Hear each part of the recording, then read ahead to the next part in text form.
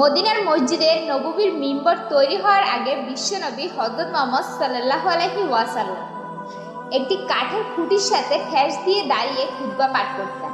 তার কিছুদিন পরই মিম্বর তৈরি হয়ে গেল, আর বিশ্বনবীজি ওই খুঁটিটির বদলে মিম্বরের সাথে দাঁড়িয়ে খুতবা পাঠ করতেন। আর তখন সেই কাঠের খুঁটিটি বিশ্বনবীজির স্পর্শ থেকে বঞ্চিত হয়ে কান্না করতে লাগলো। মসজিদে থাকা সকল মুসল্লিগণ শুনতে পেত সেই খুঁটিটির কান্না।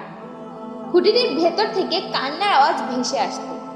আর তখন হুজুর পাক সাল্লাল্লাহু আলাইহি ওয়াসাল্লাম ওই খুঁটিটির সাথে আলিঙ্গন করেন এবং তার উপর হাত বুলিয়ে দেন। এরপরে খুঁটিটির কান্না বন্ধ হয়। ওই খুঁটিটি আরাজ করে বলল, ইয়া নবী, আমি আপনার স্পর্শে থাকতে চাই।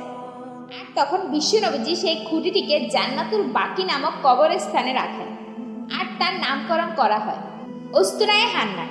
এর অর্থ হচ্ছে